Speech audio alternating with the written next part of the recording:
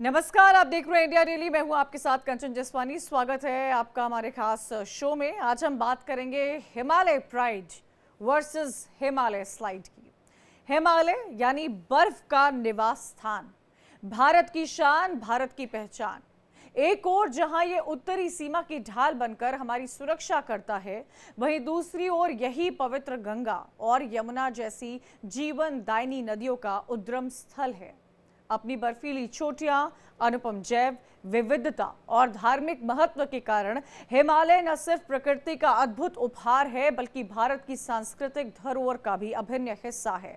यानी हिमालय सिर्फ पर्वत नहीं, बल्कि भारत की आत्मा है। लेकिन सवाल यह है कि भूस्खलन का खतरा क्यों बढ़ रहा है, क्यों बार बार तबाही मचा रहा है। एक तरफ यही हिमालय है जो देश की सांस्कृतिक और प्राकृतिक धरोहर है, करोड़ों लोगों की आस्था का केंद्र है। वहीं दूसरी तरफ यही हिमालय है जहां हर साल भूस्खलन, बाढ़ और आपदाएं हजारों जिंदगियों को संकट में डाल रही हैं। क्या ये ग्लोबल वार्मिंग की मार है? बदलते मौसम के पैटर्न से पहाड़ों पर आफत का कहर बनकर बरप रही है। कभी अचानक भारी बारिश हो जाती है, कभी बादल फटते हैं। हिमालय की वादियों में अब यह आम बात हो गई है। लेकिन सिर्फ मौसम ही नहीं, मानव की छेड़छाड़ भी पहाड़ों को अस्थिर कर रही है। अनप्लान्ड सड़कें, होटल, जल विद्युत परियोजनाएं मिट्टी की पकड़ कमजोर कर रही हैं, जिसकी वजह से भूस्खलन की घटनाएं लगातार बढ़ती जा रही हैं। सवाल यह है कि क्या हिमालय पर संकट का पहाड़ इंसानों ने खुद खड़ा कर दिया है? प्रकृति का यह प्रकोप सिर्फ जमीन ही नहीं, बल्कि इंसानी जिंदगी को भी हिला रहा है। देखिए हमारी ये रिपोर्ट। इन सब के बीच में ये भी समझने की जरूरत है कि आखिर इस साल या हर साल आप देख लीजिए तो हर साल क्यों बाढ़ और बारिश का खतरा बढ़ता जाता है। इसको रोक क्यों नहीं पा रहे हैं? एक तरफ तो बात क्लाइमेट को लेकर इतनी कही जाती है, लेकिन क्या उस क्लाइमेट के साथ खिलवाड़ करने में हम इंसानों का हाथ होता है? वो हिमाचल जिसकी खूबसूरती देखते ही बनती है, वो पहाड़ जो हमें सुरक्षित रखते हैं, लेकिन जब वही अपना रौद्र रूप अख्तियार करते हैं तो जनजीवन अस्त व्यस्त हो जाता है। पूरा का पूरा इकोसिस्टम हिल जाता है। उस इकोसिस्टम को हिलाने का जिम्मेदार कौन है, ये भी हमें सोचने की जरूरत है, ये भी हमें समझने की जरूरत है। इस बार की जो तस्वीरें उत्तराखंड, हिमाचल, जम्मू कश्मीर, पंजाब से सामने आई हैं, वो कहीं ना कहीं हमारे मन में कई सारे सवाल खड़े करती हैं। सवाल ये खड़े करती है कि आखिर हम इन पहाड़ों के रौद्र रूप को क्यों नहीं बचा पा रहे हैं? क्या ये जो कंस्ट्रक्शन हो रहे हैं और होते जा रहे हैं, क्या ये जो होटल, बीएनबी बन रहे हैं और बनते जा रहे हैं, क्या कैफे और रेस्टोरेंट टूरिज्म के नाम पर जो बढ़ाए जा रहे हैं, उनकी देखरेख कौन कर रहा है? क्या वो अपने मन से ही लोग कंस्ट्रक्शन करते चले जा रहे हैं इन खूबसूरत पहाड़ों में? और जब जाने जाती हैं, जब प्रकृति अपना रौद्र रूप दिखाती है, तो हम बाद में मंथन करते हैं कि क्या वजह रही। ग्लोबल वार्मिंग एक बहुत बड़ा सब्जेक्ट है जिस पर उतनी चर्चा नहीं हो रही है जितनी होनी चाहिए। लोग अमूमन गर्मियों की छुट्टी में अपने बच्चों के साथ पहाड़ों का रुख करते हैं, लेकिन जब मौसम बदलता है, जब मॉनसून दस्तक देता है, तो लोग कांप जाते हैं उन पहाड़ों में जाने के लिए। वो पहाड़ जो आपके देश की खूबसूरती को बढ़ाते हैं, वो पहाड़ जो आपको प्रोटेक्ट करते हैं तमाम चीज़ों से, वो पहाड़ जिनकी पूजा की जाती है, पहाड़ी इलाकों में जिनकी मान्यता होती है, उस पहाड़ के रौद्र रूप में हम इंसानों का कितना बड़ा योगदान है, ये समझने की ज़रूरत है। क्यों जब भी बाढ़ और बारिश आती है तो हाहाकार मच जाता है? साल दर साल बीत जाते हैं, सरकारें आती हैं, सरकारें चली जाती हैं, लेकिन इस रूप को कोई नहीं रोक पा रहा है। इस प्रकृति की आपदा को कोई नहीं रोक पा रहा है। कौन जिम्मेदार है, ये समझने की जरूरत है और इसी पर चर्चा करेंगे। हमारे साथ आनंद शर्मा हैं, पूर्व उप निदेशक हैं आईएमडी के, वो हमारे साथ जुड़ गए हैं। अतुल सती हैं, संयोजक हैं जोशीमठ बचाओ संघर्ष समिति के, वो हमारे साथ जुड़ गए हैं। साथ ही साथ संतोष यादव हैं, भारतीय पर्वतरोही, वो हमारे साथ जुड़ गए हैं। और भी कई मेहमान हैं जो हमारे साथ जुड़ेंगे। आप सभी का बहुत बहुत स्वागत है हमारे साथ इस चर्चा में शामिल होने के लिए। आनंद शर्मा जी, क्या लगता है आपको? मैं आईएमडी को भी लेकर ये सवाल लेना चाहूँगी कि आईएमडी की तरफ से अब तो टेक्नोलॉजी जैसे इतनी एडवांस हुई है, या जब टेक्नोलॉजी एडवांस नहीं भी थी तब भी अलर्ट जारी किया जाता है, लेकिन उस अलर्ट में हम ये कभी नहीं देख पाते हैं जो हम इस बार देख रहे हैं या जो हम हर साल देखते हैं। जो भारी तबाही आती है वो हिमालय पे, जो हमारा गर्व का विषय होता है, जब तबाही आती है तो हम उसे रोक नहीं पाते हैं। हम अपनों को खो देते हैं, हम समझ नहीं पाते हैं, हम ये ही नहीं समझ पाते हैं कि इसका जिम्मेदार कौन है। नहीं, देखिए, ये पहले ये जानना बड़ा जरूरी है कि मॉनसून सीजन में भारी वर्षा, बहुत भारी वर्षा और कभी कभी अत्यधिक भारी वर्षा एक नॉर्मल फीचर है हिमालय से। और ऐसी जो पर्वत श्रृंखला जो कि काफी संवेदनशील है, वनरेबल है, और हर तरह की उसमें ज्योग्राफी, जियोलॉजी इन्वॉल्व है, लैंडस्केप अलग अलग तरह के हैं, तो सभी पहाड़ मजबूत पहाड़ नहीं है। तो कहाँ कंस्ट्रक्शन होना चाहिए, कहाँ नहीं होना चाहिए।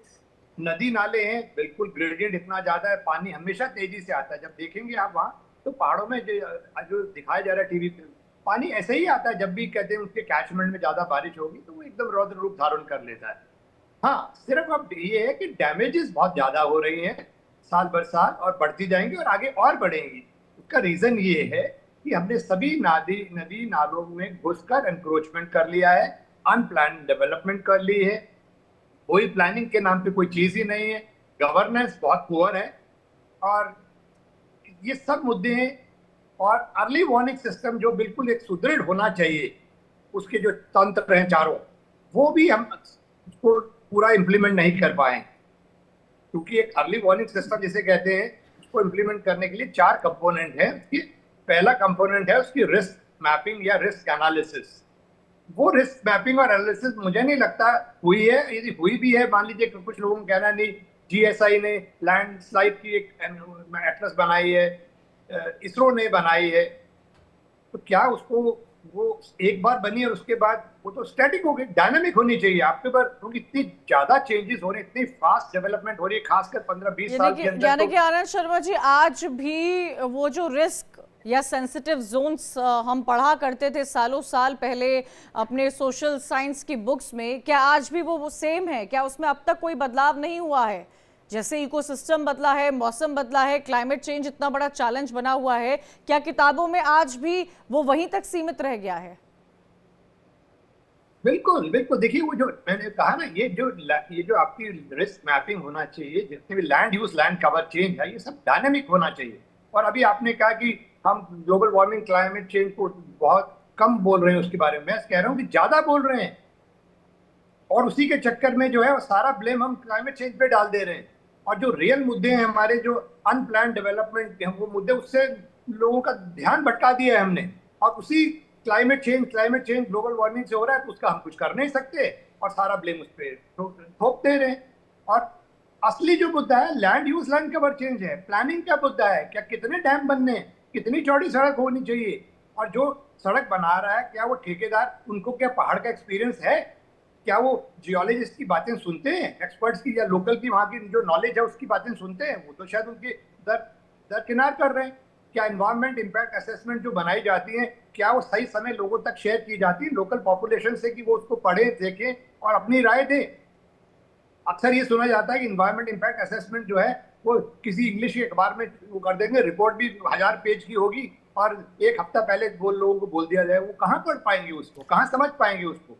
वो बहुत लोकल अहम लैंग्वेज में बात होनी चाहिए आनंद जी सफिशिएंट। आप कर रहे हैं। अतुल सती जी, जोशीमठ का क्या हुआ था ये हम सबने देखा है। जो आपदा वहां पहुंची थी और सब कुछ तबाह हुआ था, लोग भूल नहीं पाते हैं। ऐसा नज़ारा जोशीमठ में देखने को मिला था। लेकिन अभी जो तस्वीरें मंडी से आई हैं, मनाली से, कुल्लू से सामने आ रही है, जम्मू कश्मीर किश्तवाड़ से आई हैं, उत्तराखंड चमोली में जो कुछ हुआ है, वो अपने आप में कई सवाल खड़े करता है। अतुल सती जी, क्या आपको लगता है कि हम एनवायरनमेंट को बहुत लाइटली लेते हैं?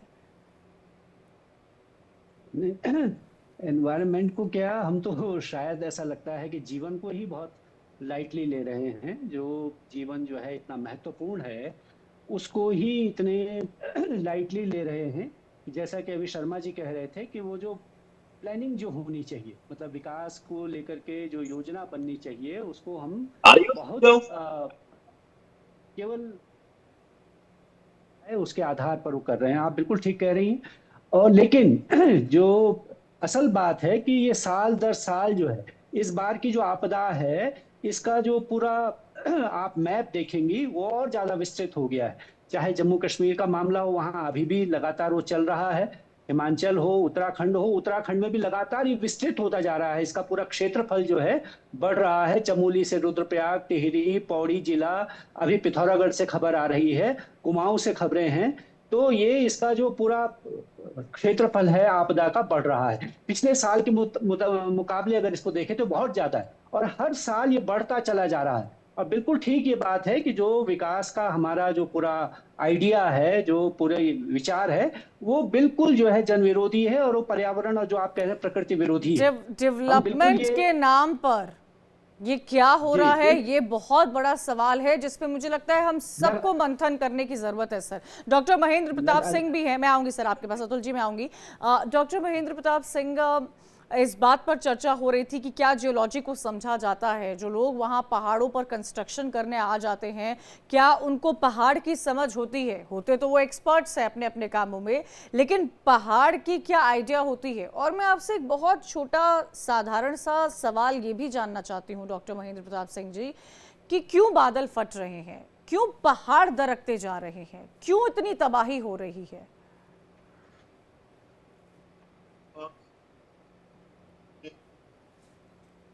आनंद शर्मा जी को सुन रहा था, काफी अच्छी बातें हो रही थी। दरअसल ये बहुत हकीकत है कि हम लोग सारा कुछ थोप दे रहे हैं एनवायरनमेंट के ऊपर, और जो हम अपने पहाड़ों की प्रकृति है उसको समझने में कहीं थोड़ा सा भूल भी कर रहे हैं। मैं समझता हूँ कि जो ये हमारे पहाड़ हैं, जैसे कि सामान्य भाषा में कहा जाता है कि भाई अपने इनिशियल स्टेज में है, अभी स्टिल ग्रोइंग स्टेज में है।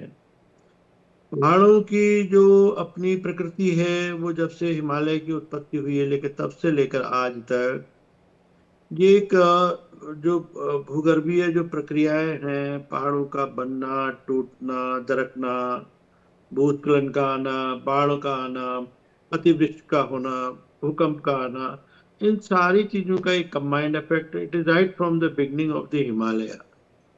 शायद इस चीज को काफी लोग, जनरली हम लोग सामान्य भाषा में कहते हैं कि पिछले 10 सालों से बहुत बारिश हो रही है, बट पिछले उससे 10 साल पहले का आपको ज्ञान है, या उससे 1000 साल पहले का आपको कोई डेटा है?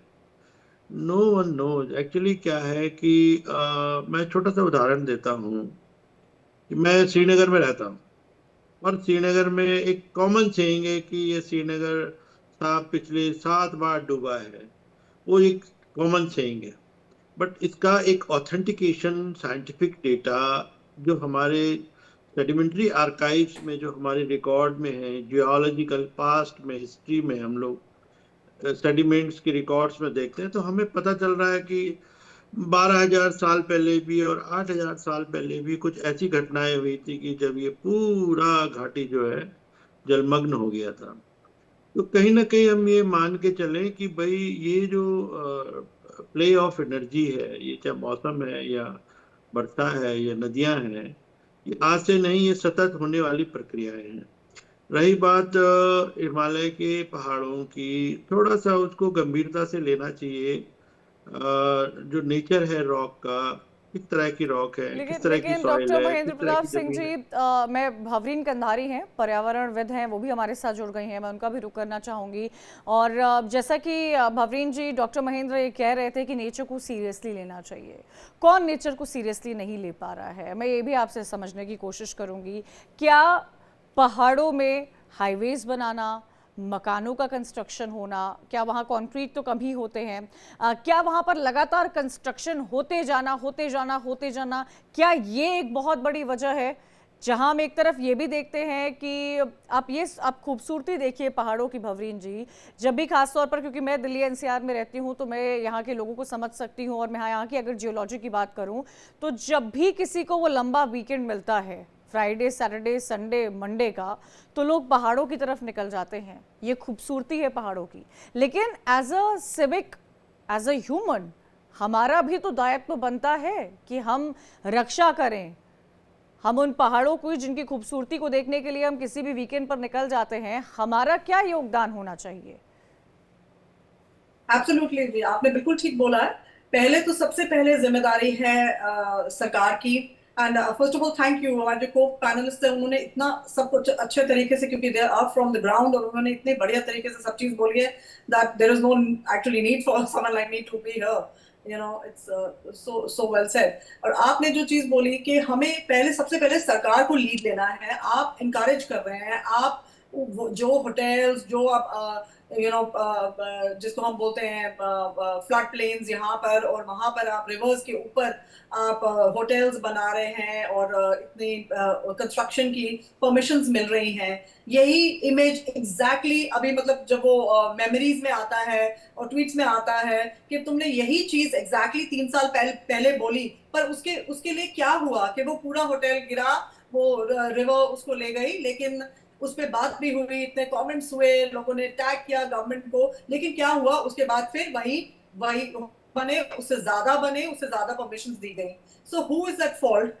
जो अथॉरिटीज हैं, सरकार है। फिर अगर आप कोर्ट में गए हैं, judiciary to some extent. See, environment has become like a fashionable term.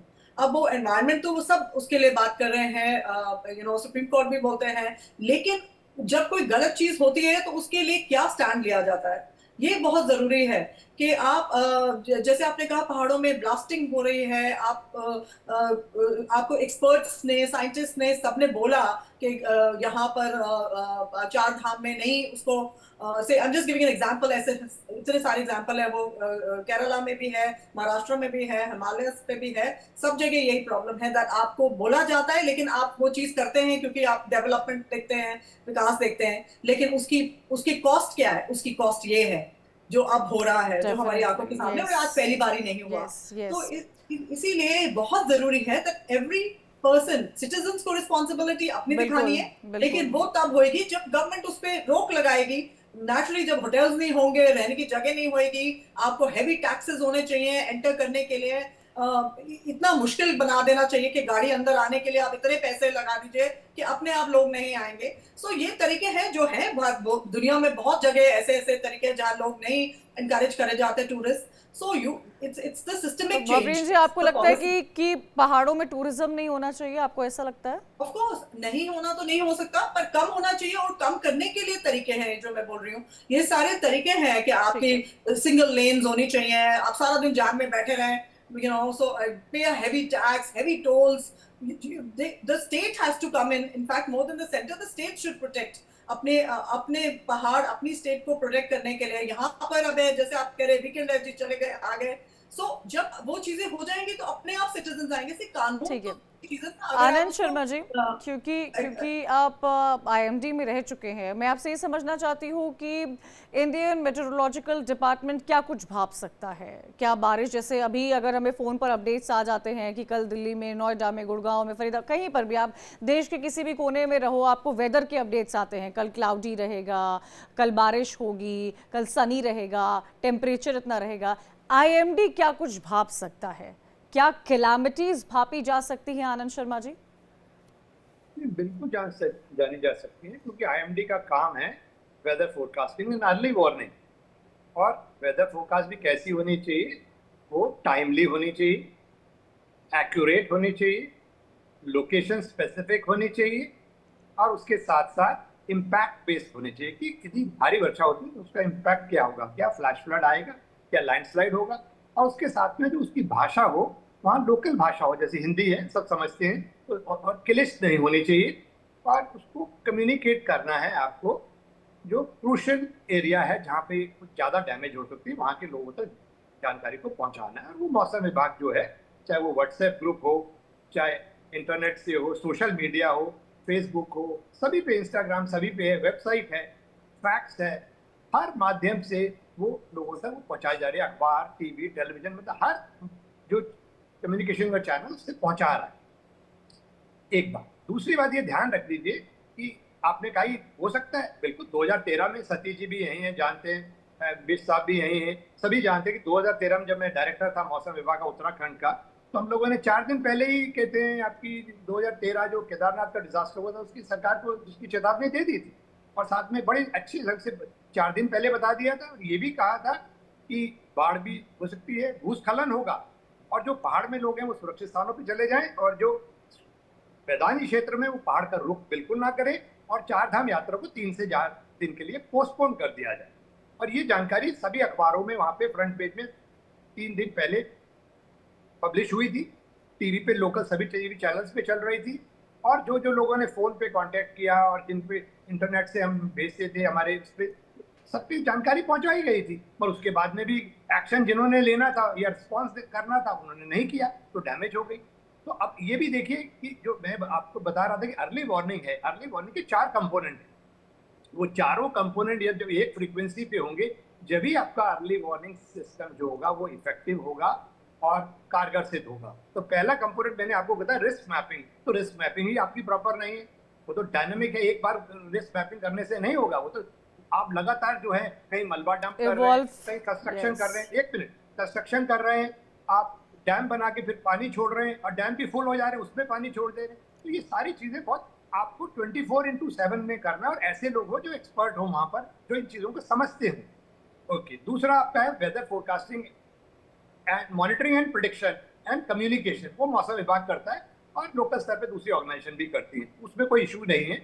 हाँ, उसमें थोड़ा सा है कि हमें उसको और बढ़िया करना है, कम्युनिटी रेडियो लाकर हमको उसको ऑल वेदर कम्युनिकेशन करना है। ये ना बारिश हो तो आपका बिजली चली गई तो आपका कम्युनिकेशन सिस्टम फेल हो गया, वो नहीं करना है, तो उसको ऑल वेदर कम्युनिकेशन सिस्टम लेके आना है, और weather safe communication, fail safe communication में। और चौथा है आपका, अच्छा इसमें एक और बात कहूंगा, ये भी ध्यान रख लीजिए, जो छोटी छोटे एरियाज में जिसे हम क्लाउड बर्स्ट टाइप की घटनाएं कहते हैं, हो सकता है वो हम हर बार नहीं पकड़ पाएगा मौसम विभाग, क्योंकि जरूरी है कि वहाँ रेडार उसको कैप्चर कर ले, उसको नहीं कैप्चर करेगा तो आप नहीं बता पाएंगे उसको। एक हो सकता है आपने कैप्चर किया मगर आपको टाइम सिर्फ 10 मिनट रह जाएगा लोगों तक कम्युनिकेट करना, अब उसमें आप कैसे लोगों तक 10 मिनट में कम्युनिकेट करेंगे, वो तंत्र आपको विकसित करना है। और तीसरा ये है कि यदि रात को हो जाता है 12 बजे तो कौन किसको कम्युनिकेट करोगे, कैसे कम्युनिकेट करोगे, क्योंकि वहां तो उस समय कोई टेलीविजन नहीं देख रहा, उस समय लोग सोए हुए हैं, कोई व्हाट्सएप भी नहीं चेक, कहीं तो मोबाइल बंद करके बैठ गए, तो कैसे कम्युनिकेट करेंगे। उसके लिए ऑल वेदर चैनल लाना पड़ेगा और आपको सायरन सिस्टम लेके आने पड़ेंगे, आपको कम्युनिटी रेडियो के साथ जोड़ना पड़ेगा। और चौथा जो रिस्पॉन्स जिन्होंने देना है, एक्शन देना है गवर्नमेंट की तरफ से, उनके पास 24/7, और खासकर मानसून सीजन, देखिए ज्यादातर घटनाएं जो है आपकी मानसून सीजन में हो रही हैं, और यही मानसून सीजन है जिसमें 4 धाम यात्रा भी है, सारी यात्राएं भी इसी समय पर है। और ऐसे क्षेत्र में जहां पर, और ये ध्यान रख लीजिए, भूस्खलन, भारी वर्षा, बाढ़, फ्लैश फ्लड, ये सब नॉर्मल फीचर हैं, प्राकृतिक फीचर, ये आएंगे ही और आने भी चाहिए। बाढ़ आती है तो आपके सारे नदी नाले साफ हो जाते हैं, जितना पहाड़ों की गंदगी होती है उसको कौन साफ करता है, ये वर्षा और बाढ़ ही साफ करती है, तो होना बड़ा जरूरी है। और यही पानी जाकर जब यमुना और गंगा से होके यूपी और बिहार के प्लेन्स में फैलता है तो उस धरती को उपजाऊ बनाता है। ये बाढ़ आना कोई गलत नहीं, ये तो नेचुरल फिनोमेना, नेचर ने बनाया है। प्रॉब्लम कब आ रही है, जब हम नदी और नाले में घुस के मकान बना रहे हैं, that is the main issue. तो ये हमें समझना होगा कि जो बन चुके हैं उनको भी हटाना होगा, उनको जाना और नए बनने नहीं देना है। बार बार घोषणाएं होती हैं कि अब हमने बनने नहीं देंगे, ये क्यों हम नहीं रोक पा रहे हैं, ये जो कंस्ट्रक्शन हो रहा है, जैसे कि हम सब अवेयर हैं और हम हमेशा इस बात पर चर्चा करते हैं कि पहाड़ों का जो इकोसिस्टम डिस्टर्ब हो रहा है वो कहीं ना कहीं कंस्ट्रक्शन बहुत बड़ी उसमें भूमिका निभा रहा है।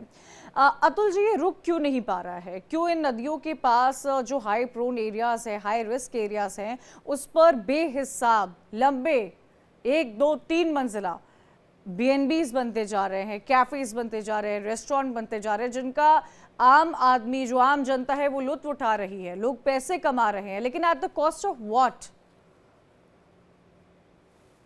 नहीं, वो ठीक है, पर मैं पहले आपके सवाल पर आऊं उससे पहले शर्मा जी जो बात कह रहे थे, केदारनाथ में तो जो है 2004 में भी चेतावनी थी कि वहां चोराबाड़ी में जो है झील बन रही है। इसके अलावा आपके समय में जिस तरह की चेतावनी मिलती थी, जिसमें जितनी एक्यूरेसी उस समय थी, वो एक्यूरेसी जो है इस समय में कम हुई है। उत्तराखंड में खास तौर पर देख रहे हैं, लगातार इस पर मीम बन रहे हैं, लगातार लोग इस पर कह रहे हैं कि जिस दिन जो है बारिश की छुट्टी होती है उस दिन लोग कपड़े सुखाने के लिए अपने बाहर रख देते हैं कि इस दिन धूप होगी। तो ये लगातार जो है चल रहा है। तो ये तो एक बात है। जो आप कह रहे हैं कि कंस्ट्रक्शन क्यों हो रहा है लगातार, तो इसकी जिम्मेदारी सरकारों की है। इस पर नियम बने हुए हैं, कायदे हैं बाकायदा 2013 के बाद के। उसके अलावा जो है तमाम नियम कानून बने हुए हैं कि नदी से 100 मीटर के दायरे में आप जो है नहीं घर बनाएंगे, नहीं निर्माण करेंगे। लेकिन हमने धराली में देखा, ऐसी चेतावनी के बावजूद लोग बिल्कुल वही जो है उसके किनारे बसे हुए थे, जो आज बिल्कुल साफ हो गए। जहां जहां जो है कंस्ट्रक्शन हो रहा है उसमें पूरी सरकार की सहमति है। इसको सरकारों को रोकना चाहिए। स्वयं सरकार बद्रीनाथ में क्या कर रही है, स्वयं सरकार केदारनाथ में क्या कर रही है? इतनी चेतावनियों के बावजूद, केदारनाथ में इतनी बड़ी आपदा के बावजूद, केदारनाथ में जिस तरह का निर्माण हो रहा है, बद्रीनाथ में लगातार अभी तो लोग आंदोलन कर रहे हैं। वहां पूरी नदी को आप पाट दे रहे हैं। वहां जो है आप कह रहे हैं कि हम यहाँ रिवर फ्रंट बनाएंगे, कॉरिडोर बनाएंगे, और वो जो है नदी का पार्ट जब आप छूटा कर देंगे तो वो पानी जो है इस समय ही बरसात में बद्रीनाथ के मंदिर तक जाने की स्थिति बन रही है, और आने वाले समय में ये होने वाला है। आप सड़क निर्माण के लिए हजारों पेड़ों को काट रहे हैं, वहीं धराली क्षेत्र में जहां हर्षिल से आगे जो है पेड़ों पर निशान लगे हुए हैं, हजारों पेड़ आप काटने को तैयार है। तो ये जो चल रहा है, ये जो है आने वाले समय में और बड़ी आपदाओं के लिए आप निमंत्रण दे रहे हैं। सरकारों को जो नियम बने हुए हैं कि इतने ऊंचे भवन यहाँ नहीं निर्माण होना चाहिए, नदी किनारे आप नहीं बसेंगे, यहाँ आप जो है बसेंगे तो उसके लिए तमाम नियम कानून है, लेकिन उनको लागू करवाने की जरूरत है, उनका पालन करवाने की जरूरत है, जो सरकारें नहीं कर रही हैं। तो इसलिए अगर जो है आपदा के लिए किसी को जिम्मेदार माना जाना चाहिए तो वो जो सत्ता है, सरकार है, जो नियम कायदे लागू करने के लिए जो जिम्मेदार लोग हैं, वही इसके लिए जो है पूरी तरह से जिम्मेदार है। डॉक्टर महेंद्र प्रताप सिंह मिश्र जी, आपको क्या लगता है कि समाधान क्या है इन चीज़ों का? हम इस बारे में तो चर्चा कर रहे हैं, क्या वजह है, जग जाहिर भी है कि क्या रीजंस रहते हैं, लेकिन क्या समाधान होना चाहिए? एज अ टूरिस्ट हमें किन बातों का ध्यान रखना चाहिए? मुझे लगता है लोकल्स को तो कई बातें पता होती है, लेकिन जब इस तरह की घटना होती है, जब बादल फटता है, तो कई वहाँ के जो आम जो लोकलाइट्स वहाँ रहते हैं वो भी इसमें बहते हुए नजर आते हैं। किन बातों का ध्यान रखना चाहिए डॉक्टर महेंद्र प्रताप सिंह हमें? पहली बात, एंकर महोदय, आप प्रश्न भी पूछ रहे हो, उत्तर भी दे रही हो, तो ठीक है। Once you know the things कि भवन निर्माण बनाने वालों को ज्ञान, मुझे लगता है कि बहुत लोगों को होता है। और सतीश जी की बात को भी मैं बिल्कुल एग्री कर रहा हूँ कि एक रूल है, प्लानिंग है, लेकिन मैं समझता हूँ कि हम लोगों को भी खुद भी तो थोड़ा सा अकल होनी चाहिए कि आफ्टर ऑल हम जो हमारे दादा परदादा जिस जगह का नाम पहले कहा है, गाड़, गधेरा, बगड़, उन जगहों पे क्यों बना रहे हो आप? और आप जानते हो ये सदियों से उन जगहों में बाढ़ आ रही है, देख रहे हैं, फिर भी आप बना रहे हो। तो इसमें कहीं ना कहीं जो है ना, हमारा खुद का भी जो बहुत बड़ा रोल है, और हमें खुद से भी पहले अलर्ट होना पड़ेगा, तब तो सरकार नियम कानून चलाएगी। लेकिन तुम लगे हो अपना सरकार को भी अपना खुश करने पे, और उसके बाद हाँ, जिसका काम हो गया वो बढ़िया, जिसका काम नहीं हुआ वो खराब। तो मैं ये समझता हूँ कि हर इंसान को अपनी हिमालय की सेंसिटिविटी का ज्ञान होना अति आवश्यक है। सरकार तो तब ठीक है, सरकार भी एक बात है, क्योंकि भाई वो भी तो हमने ही बना रखी है, वहां भी तो हमारे ही लोग हैं, उनके अंदर भी वही अकल है जो यहाँ से गए हुए हैं, उन पे कोई विशेष ज्ञान नहीं है। सब्जेक्ट स्पेशलिस्ट हर जगह नहीं होते हैं, लेकिन खुद से भी आदमी को संभलने की आवश्यकता है, मेरा अपना ये मानना है। दूसरा ही कब तक टोकेगा आपको कि इधर मत चलो, उधर मत चलो, यहाँ मत बनाओ, वहां मत बनाओ? खुद भी तो अकल रखो यार। तुम नदी के किनारे क्यों बना रहे हो? रगड़ में क्यों बना रहे हो? पहाड़ के ऊपर क्यों बना रहे हो? ऐसी जगह पे क्यों बना रहे हो? ठीक है, जहां पर प्रकृति ने ऐसी जगहों को भी डिस्टर्ब किया है। मैं देख रहा हूँ इस बार बहुत एक नया चेंज आया है इस बार के रेनफॉल में, कि मेरे से कई लोगों ने प्रश्न किया था कि सर आप ये कह रहे हैं कि नदी नाले खालों के अतिरिक्त भी तो कई घर बने हुए हैं, और उन घरों पे भी जो है इस बार मैं देख रहा हूँ कि इधर नयार घाटी में अपना उत्तराखंड के अंदर बहुत सारे गांव ऐसे हैं जहां पर नदी के अंदर, जमीन के अंदर से सडनली पानी फूट के आ रहा है, और गांव के गांव, तो वो गांव जो कि सदियों से अपने स्लोप में स्टैब्लिश थे, जिन्होंने कोई जगह नहीं कब्जाई, जिन्होंने कोई नदी का पार्ट अपना कवर नहीं किया, लेकिन वो भी बेचारे इस आपदा के दौर में ग्रसित हैं। तो थोड़ा सा इसमें मैं आपको एक और एड ऑन करना चाहता हूँ। छोटी सी बात है, छोटा सा एक एग्जाम्पल मैं बताना चाहता हूँ, अगर आप सीरियसली सुने। कि हमने कहा कि भाई हर घर में एक बाथरूम होना चाहिए, हर घर में एक टॉयलेट होना चाहिए। यस, इट्स वेरी इंपॉर्टेंट सफाई के दृष्टिकोण से। लेकिन हमने उनको ये नहीं समझाया कि ये बाथरूम कहाँ पे बने, किस जगह पे बने। अब दरअसल ये है कि कोई उस जगह को जानता तो है नहीं, सिर्फ इतना जानता है कि फलां गांव में जो है 75 मौसे रहते हैं, 75 मौसे को हमने 75 टॉयलेट दे दिए। आंकड़े आ गए, पैसा आ गया, लोगों ने बनाना भी शुरू कर दिया। पर किसी ने उनको ये गाइड नहीं किया कि आफ्टर ये बाथरूम बने तो बने कहाँ पे, क्या वो ऐसी जगह है, whether it is a suitable place to make the toilet over there. Generally मैं देखते आ रहा हूँ पहाड़ों में, जितने भी गाँव को मैं देख रहा हूँ, क्योंकि खेत की मकान के पास खेत की जगह बहुत कम होती है, वो सड़क को खेत के किनारे पे अपना टॉयलेट बना दे रहे हैं। उनको ये नहीं पता है कि इसका जो सेफ्टी टैंक है उसका impact after due course of time क्या होगा। यानी ये कि एक अपने आप तो उजड़ेगा ही कंस्ट्रक्शन उजड़ेगा, एंड नीचे वाले घर को भी जिस डिफेक्ट तरह से करेगा। कंस्ट्रक्शन किया जा रहा है वो एक बड़ा मसलन सवाल तो खड़ा हो ही रहा ध्यान है। देना चाहिए। और दूसरी बात, एंकर महोदय, जब भी कोई किसी को टाइम दे तो पूरा प्रश्न उत्तर सुनने की कोशिश करें, बीच में ठीक है, इंटरप्ट न करें। Bhavreen Kandhari thank you ji, so much. आपको क्या लगता है कि जैसे कि मुझे याद है जब एनवायरनमेंट स्टडीज हमारा सब्जेक्ट हुआ करता था तो सबसे लो क्रेडिट सब्जेक्ट हुआ करता था। हम हर बार इस बारे में तो चर्चा करते ही हैं कि एजुकेशन सिस्टम में बदलाव होना चाहिए, लेकिन एनवायरनमेंट स्टडी क्योंकि एक इलेक्टिव सब्जेक्ट होता था, लो क्रेडिट सब्जेक्ट होता था, पढ़ाई तो सारी चीज़ें जाती थी, लेकिन शायद उन्हें एग्जीक्यूट करने में कहीं ना कहीं एक बहुत बड़ा गैप नज़र आता है। क्या आपको लगता है ये सारी बातें हर आम जनता को पता रहती है? ये सारी बातें जो हम कर रहे हैं, लोग इससे जागरूक है, लोगों को पता है कंस्ट्रक्शन एक कंसर्न रहता है, लोगों को ये भी पता है कि मॉनसून्स में नहीं जाना चाहिए, लोगों को पता है किस समय जाना चाहिए, तो ये गैप कहाँ है जो लैप्स लगातार आ रहे हैं? ये सर क्लियरली जी इम्प्लीमेंटेशन और एनफोर्समेंट है। लाइक अभी भी माय को पैनलिस्ट सेड जो पहले बोले थे दैट कानून है, लॉज हैं, उनको उनको इम्प्लीमेंट करना है, क्योंकि वो नहीं हो रहे। आपकी आप जो इन्वायरमेंटल क्लियरेंसेस दे रहे हैं उसमें आप लूपहोल्स ढूंढ रहे हैं।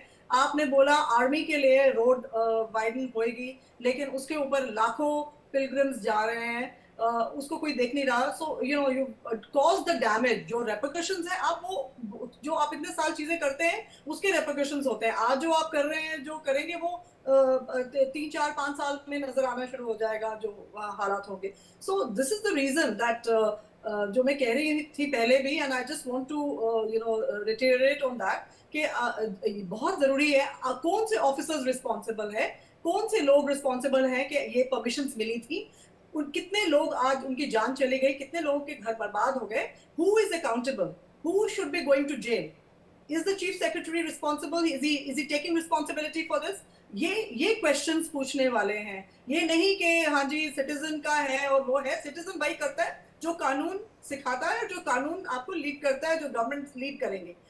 वो कोई भी देश में, पूरी दुनिया में ऐसे नहीं होगा। सब ह्यूमन नेचर है, आप कानून तोड़ेंगे, आप गलत काम करेंगे, लेकिन वो आप डरते हैं। अगर आपको वेस्ट सेग्रीगेशन करना है तो आप नो सेग्रीगेशन करते हैं स्वीडन में, लेकिन यहाँ आप दिल्ली में एक भी नहीं करते, क्योंकि आपसे करवाया नहीं जा रहा। कानून तो है, सुप्रीम कोर्ट के बायलॉज हैं।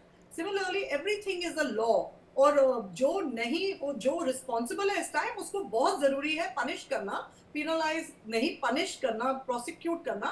तभी आगे के लिए ये प्रेसिडेंट बनेगा, तभी ये इसमें सुधार आएगा। चाहे वो आप जंगल काट रहे हैं, चाहे आप कंस्ट्रक्शन कर रहे हैं, यू नो कंस्ट्रक्शन सबको चाहिए, ये नहीं है कि नहीं है, डेवलपमेंट चाहिए, but there is a limit कि आपको माउंटेन्स पे 4 लेन क्यों चाहिए?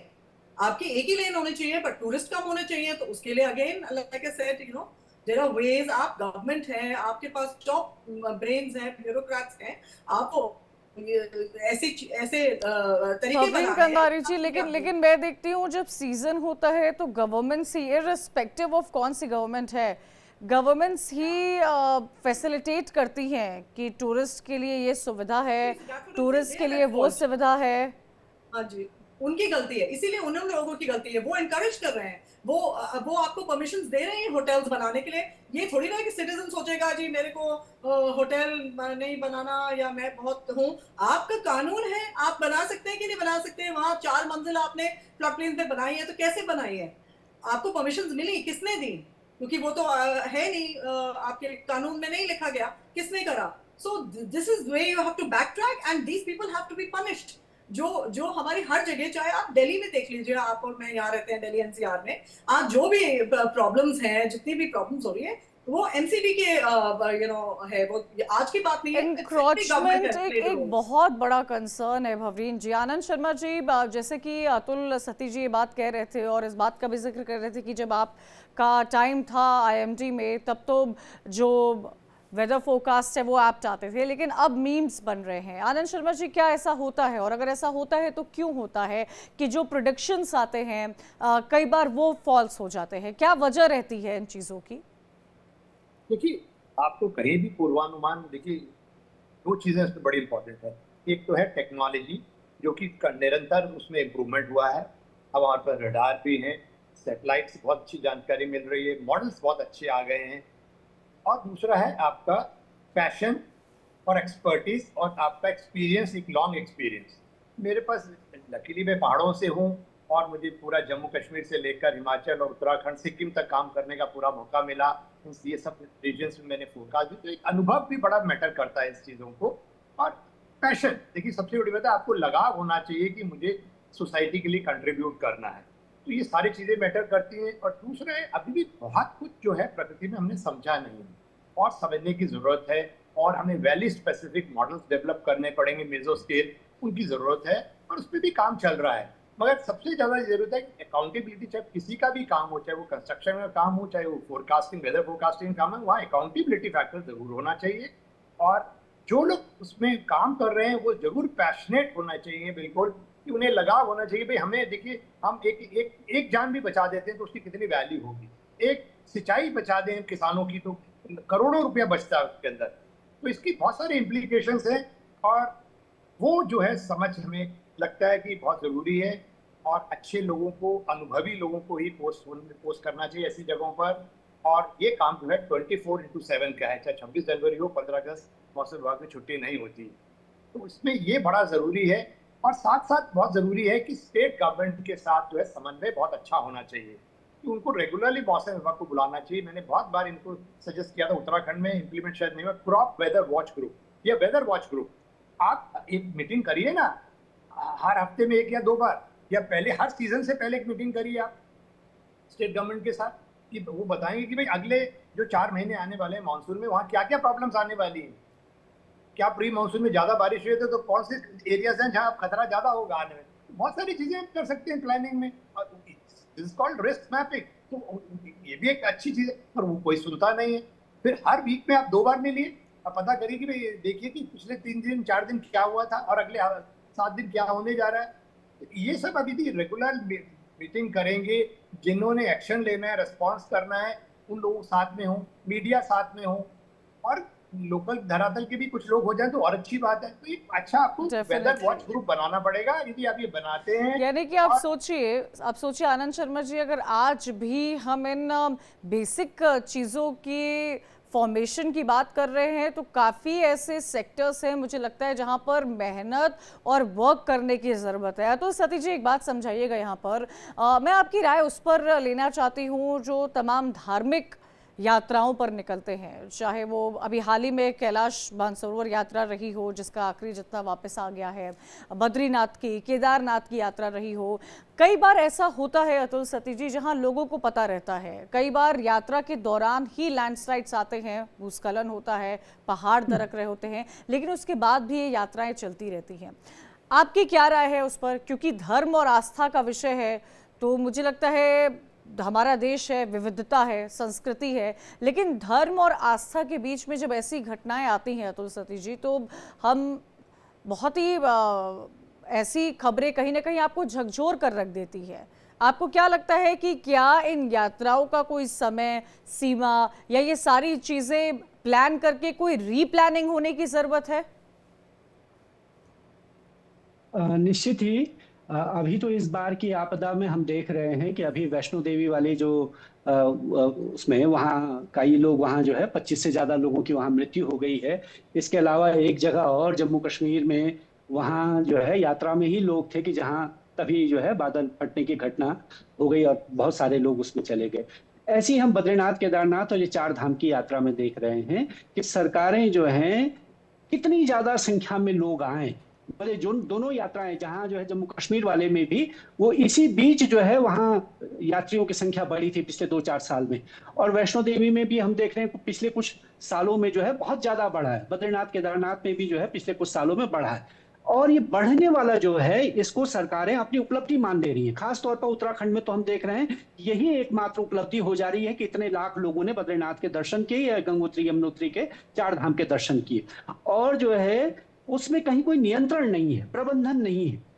निश्चित तौर पर जब यात्रा शुरू होती है उससे पहले हम सुनते हैं कि यात्रा को लेकर के, उसकी व्यवस्थाओं को लेकर के सरकार बैठकें कर रही है, लेकिन जो है उन बैठकों का क्या परिणाम निकलता है वो दिखाई देता है जिस दिन जो है यात्रा शुरू होती है। 25,000 30,000 लोग एक दिन में बद्रीनाथ पहुंच जा रहे हैं, केदारनाथ पहुंच जा रहे हैं, गंगोत्री यमुनोत्री पहुंच जा रहे हैं, उस पर कोई नियंत्रण नहीं है। और जो है ये जब नियंत्रण नहीं हो रहा है तो लोग एक दिन में ही वो हेलीकॉप्टर से या बाकी अन्य माध्यमों से वो रातों रात चल करके बद्रीनाथ पहुंच रहे हैं, दिल्ली से या बंबई से या अन्य जगहों से। और उसके बाद जो है स्वास्थ्य की दिक्कतें वहां हो रही हैं, वहां व्यवस्थाएं पैदा। आवाज़ नहीं मिल पा रही है अतुल सती जी, मुझे आपकी थोड़ा सा नेटवर्क में मेरे ख्याल से प्रॉब्लम है। यात्रा जो है व्यवस्थित और प्रबंधन उसका ठीक होना चाहिए। यानी कैरिंग कैपेसिटी कितनी है, बद्रीनाथ की कितनी है, केदारनाथ में कितने लोग एक दिन में रह सकते हैं, या बाकी जो यात्रा रूट है उसमें जहां आपदा आने की संभावना है, वो जो जिसकी मैपिंग की बात हो रही है लगातार। अभी कुछ दिन पहले भी हमने जो है सरकार को लिख करके दिया कि कम से कम जो है उत्तराखंड में कौन जो है आपदा की दृष्टि से संवेदनशील जगह है उनकी ठीक से मैपिंग हो और उसके हिसाब से आप यात्रा को प्रबंधन करें। लेकिन वो केवल आस्था का मामला नहीं, मामला ये भी है कि जो लोग वहां जा रहे हैं वो ठीक से दर्शन कर पाए, वो ठीक से वहां रह पाए, उनका जीवन सुरक्षित रहे, ये भी उसका हिस्सा है। तो केवल जो है यात्रा को गणना की दृष्टि से कि हमारे इतने लोग वहां पहुंच गए हैं इसी को उपलब्धि बना देना, ये डेंजरस है, खतरनाक है। और ये भी जो है आपदाओं के लिए बहुत जिम्मेदार है। जिसको शर्मा जी ने इंगित किया कि भाई केदारनाथ में उस दिन इतने लोग नहीं मरते अगर इस पर ध्यान दिया जाता। 25,000 लोग वहां उस दिन मौजूद थे जिस दिन जो है 2013 में आपदा आई। और उससे पहले वहां जो है ये बात थी कि वहां जो है जो पंडित पुजारी हैं वो हड़ताल किए हुए हैं, दर्शन नहीं हो रहे हैं, और मौसम की चेतावनी पहले से थी। तो ये जो चीजें हैं इनसे हमको सबक लेने की जरूरत है। 2013 से हमने सबक नहीं लिया, 2021 में फिर से आपदा आई जिसमें 200 से ज्यादा लोग मर गए, और उसका कारण ये था कि आपका कोई जो है अर्ली वार्निंग सिस्टम नहीं था। जबकि 13 की आपदा के बाद हाई पावर कमेटी ने कहा कि अर्ली वार्निंग सिस्टम आपको लगाने चाहिए। तो जब आप इन चेतावनियों पर ध्यान नहीं देंगे, इन सब चीजों को अगर आप ध्यान में नहीं रखेंगे, तो निश्चित तौर पर आप बड़ी विभीषिकाओं के लिए, बड़ी आपदाओं के लिए रास्ता खोलेंगे, उनको आमंत्रण देंगे। भवरीन जी, जैसे कि क्योंकि ये तमाम जो धार्मिक यात्राएं होती हैं ये आस्था का विषय होती है, सरकार की कोशिश तो रहती है, सरकार कार्य भी करती है, लेकिन जैसे कि बहुत अहम बात अतुल जी यहाँ पर उठा रहे थे कि क्या जो लोग जाते हैं वो ढंग से आशीर्वाद उनको मिल पाता है या नहीं मिल पाता है, क्या भगदड़ मची रहती है। चाहे आप वैष्णो देवी यात्रा का ही जिक्र कर लीजिए, समय ही नहीं दिया जाता है लोगों को दर्शन करने के लिए, क्योंकि नवरात्र में या अमूमन त्योहारों में इतनी भीड़ होती है वहाँ पर कि उस भीड़ को सुरक्षित रखना भी अपने आप में एक बहुत बड़ी चुनौती वहाँ के डिपार्टमेंट के लिए होती होगी। लेकिन भवरीन जी, क्या ये आम जनता को समझाया जा सकता है? क्या हम, आप और लोग मिलकर आम जनता को समझा सकते हैं? क्योंकि आस्था का विषय है तो बहुत ही सेंसिटिव विषय रहता है, लेकिन क्या आपको नहीं लगता है कि अभी हमें उन अवेयरनेस प्रोग्राम्स की भी ज़रूरत है जहां हम लोगों को ये समझाएं, जहां हम मॉनिटर करें, जहां इस बात पर भी एक गाइडलाइन तय करनी चाहिए कि इस यात्रा के दौरान, क्योंकि वो इलाका हाई रिस्क है, क्योंकि वो इलाका सेंसिटिव है, वहाँ पर कई लैंडस्लाइड और तमाम घटनाएँ होती हैं, मात्र इतने ही लोग पहुँचे। क्या ये सारी, आपको नहीं लगता कि गाइडलाइंस में एक बदलाव लाने की जरूरत है इस वक्त? जैसे अभी उन्होंने बोला है बिल्कुल सही, दैट यू नो एक नंबर वहां पे होना चाहिए, गवर्नमेंट का स्टडीज, रिसर्च, कितने लोग अंदर जाने चाहिए, कितने पहुंच रहे हैं दिन में, कितने निकल रहे हैं, कितने रहते हैं, यू नो ये सारी चीजें जरूरी हैं। बाकी आप जो कह रहे हैं अवेयरनेस, आई मीन 25 लोग मर गए, इससे ज्यादा अवेयरनेस क्या है? कौन सी फैमिली चाहती है कि उनके घर का कोई you know near and dear वहां पर खत्म हो जाए? कौन चाहेगा उसका बच्चा, उसकी माँ, उसका बाप या उसका भाई बहन कोई खत्म हो जाए ऐसे जाकर? उस आई डोंट थिंक आस्था किसी के लिए भी अपनी जान से ज्यादा है और सेफ्टी से ज्यादा है, ये तो मैं नहीं मानूंगी। So instead of working on that, I think ये government, again I will stress on that, ये गवर्नमेंट और अथॉरिटीज की जिम्मेदारी है कि आपने क्या क्या सेफ्टी नॉर्म्स रखे हैं, क्या है, और बदलाव हो रहा है, ठीक है। अगर आपको लग रहा है कि क्लाउड बर्स्ट ज्यादा हो रहे हैं, बारिश ज्यादा हो रही है, लाइक जैसे like IMD and experts here who are saying, वो all these things should be connected with the number of people, कौन से सीजन्स हैं, कौन सा टाइम है। जैसे आपने ही बोला कि इट वाज वेरी वैलिड जो आपने बोला कि हाँ एक सर्टेन टाइम है, उसके अंदर बिल्कुल ही कम हो जाना चाहिए या बंद कर देना चाहिए। जैसे हेमकुंड साहब बंद करते हैं जब स्नो विंटर्स में। ऐसे बहुत सारे श्राइन्स हैं जो जिनको सिर्फ पंडित या जो मेन लोग हैं देखने के लिए वही होने चाहिए। सो बहुत सारी चीजें जो हो सकती हैं, ह्यूमन लाइफ के आगे तो कोई चीज नहीं है, we know that, it's article 21। लेकिन अगर आप उसको बढ़ाते जाएंगे और खुद ही आप करेंगे, मतलब मैंने आपको 4 धाम का एग्जांपल बताया, और भी ऐसे कई एग्जांपल्स हैं जो ये ह्यूमन आई थिंक एरर बोले हैं कि या whatever it's happened, these are absolute decisions that have to be checked on कि आगे एंड ऐसे ना हो। Rethink and replant. Anand Sharma ji, आपको क्या लगता है कि गोइंग फॉरवर्ड किन दिशा और किन बिंदुओं पर काम करने की ज़रूरत है? क्या आपको लगता है आनंद शर्मा जी कि जो कंस्ट्रक्शन इस वक्त पहाड़ों में चल रहा है उनको रोक देना चाहिए? मैं तो कई बार ऐसे इस तरह के सोशल मीडिया पर ऐसे एड्स देखती हूँ जहाँ पर वो आपको दिखाते हैं कि बाय फ्लैट इन हिमालयाज़, तो ये तो लगातार बढ़ते ही जा रहे हैं। आप किसी भी स्टेट में हो, आप अपना घर किस राइट्स के तहत वहां पर ले सकते हैं। ये सारी प्राइवेट फर्म्स बहुत ज्यादा बढ़ती जा रही है। अब पहाड़, अब आप सोचिए आनंद शर्मा जी, देहरादून जो एक वक्त हिल स्टेशन हुआ करता था, वहां पर कितनी ज्यादा आबादी आ गई है। वो हिल स्टेशन अब लगता ही नहीं है। ये हिल्स की जो एक हवा, जो हिल्स की क्वालिटी रहती थी, वो इन तमाम जगहों से गायब होती नजर आ रही है।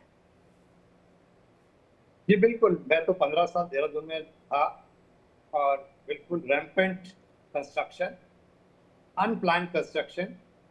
आप नदी को देख लीजिए, रिस्पना नदी जो है आपके DAV कॉलेज के पीछे से बहती थी, ये आप सती जी और बिज साहब बताएंगे बिल्कुल। और वो आज देखिए कहाँ पहुँच गई है, नाला बन गई है। और यही नहीं है, विधानसभा, टेक्निकल यूनिवर्सिटीज और अन्य कितने बिल्डिंग्स और स्ट्रक्चर जो है नदी के अंदर घुस के बना दिए गए, जो कि अनप्लान्ड है बिल्कुल।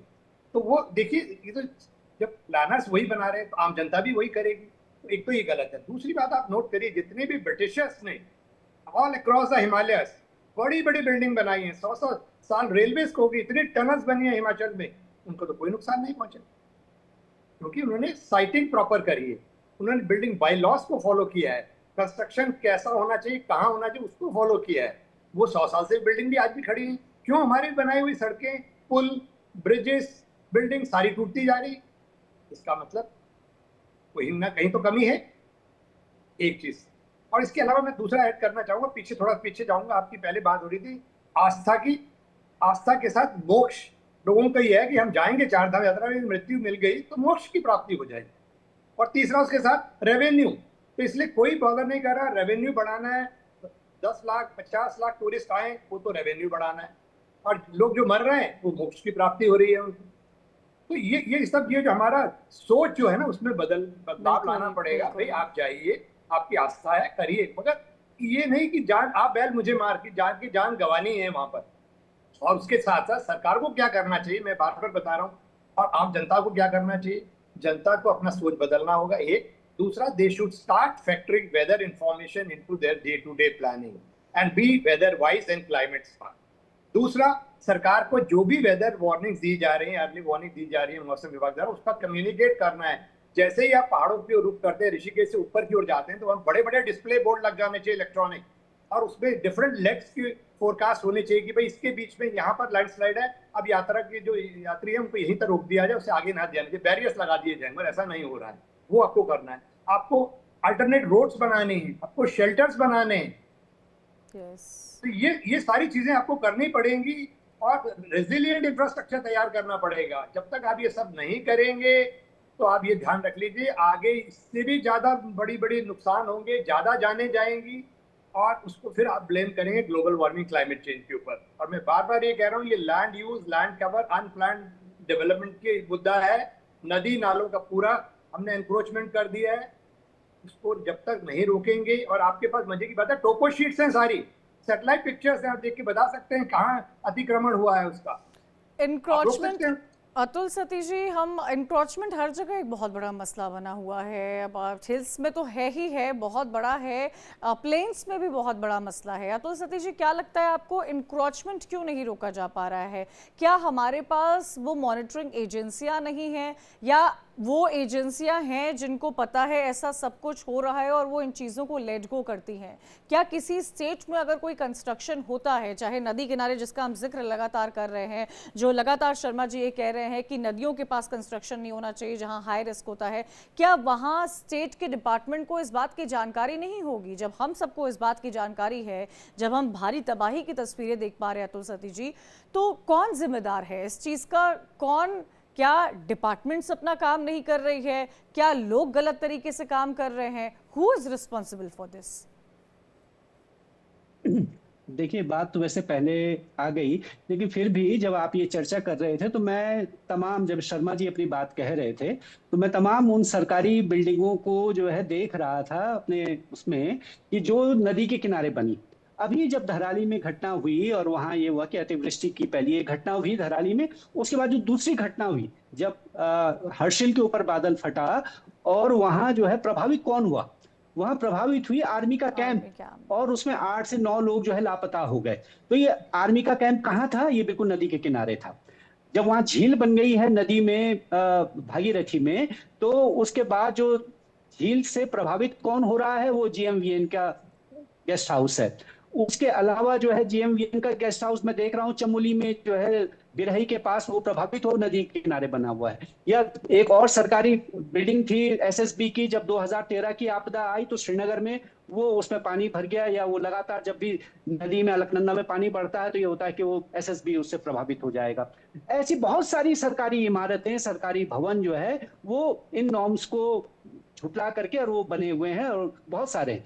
अभी जो है रुद्रप्रयाग के पास एक बिल्डिंग बन रही है, कम से कम 8-10 मंजिला, लगातार उसका फोटो लोग जो है फेसबुक पर डालते हैं कि भाई इतनी बड़ी बिल्डिंग क्यों बन रही है, इतना बड़ा भवन क्यों बन रहा है। ऐसे बड़े भवन आप बद्रीनाथ में आप देख सकते हैं, केदारनाथ में आप देख सकते हैं कि वहां जो है वो 6 मंजिला 5 मंजिला एक भवन था, एक धर्मशाला का 7 मंजिला, और वो गिर गया। और उसके बाद भी जो है उस धर्मशाला जो वो संगठन है, जो ट्रस्ट है, उसकी एक और धर्मशाला में देख रहा हूँ श्रीनगर के पास बन रही है, और जगह बन रही है वैसी 7 मंजिल 8 मंजिल। यानी समय की कमी है अतुल जी मेरे पास, यानी कंस्ट्रक्शन एक बहुत बहुत बड़ा मसला है। केवल कह रहा हूँ कि कंस्ट्रक्शन को रोकने के लिए यहाँ तो प्राधिकरण बना हुआ है उत्तराखंड में, और 13 जिलों में जो है वो प्राधिकरण जो है जिम्मेदार है कंस्ट्रक्शन के लिए, नक्शे पास कराने के लिए। और जो है ये भी कहा जाता है कि वहां तो नक्शा पास कराना बड़ा मुश्किल है, लाखों रुपए की रिश्वत देनी पड़ रही है। उसके बावजूद अगर ये हो रहा है तो ये जिम्मेदारी बहुत बड़ा क्वेश्चन है, ये बहुत बड़ा क्वेश्चन है। अगर ये बातें इतने पब्लिकली तौर पर अतुल जी सामने आती है कि कहीं पर घूसखोरी चल रही है, कहीं पर लाखों रुपए दे के कराया जा रहा है और उसके बावजूद हो जा रहा है, तो 6 महीना साल भर लोग जाते हैं, रिश्वत देते हैं, तब जाकर के नक्शा पास हो रहा है प्राधिकरण में। उसके खिलाफ आंदोलन चल रहा है, लोग प्राधिकरण के खिलाफ आंदोलन कर रहे हैं अल्मोड़ा से लेकर तमाम जगह कि भाई इतनी रिश्वत ली जा रही है, और ये बाकायदा वहां तो ओपनली लोग कह रहे हैं। कि अब स्टेट्स को इसमें इंटरवीन करने की जरूरत है, डिपार्टमेंट्स को अपनी रिस्पॉन्सिबिलिटी सही से निभाने की जरूरत है, और हमें और आपको, आम जनता को, इस देश की आम जनता को, जो पहाड़ की खूबसूरती देखने के लिए दौड़े दौड़े पहाड़ तो चली जाती है, लेकिन अपना दायित्व निभाने की भी जरूरत है। आप सभी का बहुत बहुत शुक्रिया अपना कीमती समय देने के लिए, इतनी इंसाइटफुल इंफॉर्मेशन हमारे व्यूअर्स को देने के लिए। लगातार इस तरह की घटनाएं सामने आ रही हो, और कहीं ना कहीं ये सवाल तो जरूर खड़ा होता है कि क्या अनप्लान्ड कंस्ट्रक्शन एक बहुत बड़ी वजह तो नहीं बन गया है इस आपदा का। इसी के साथ मेरे साथ इस चर्चा में इतना ही।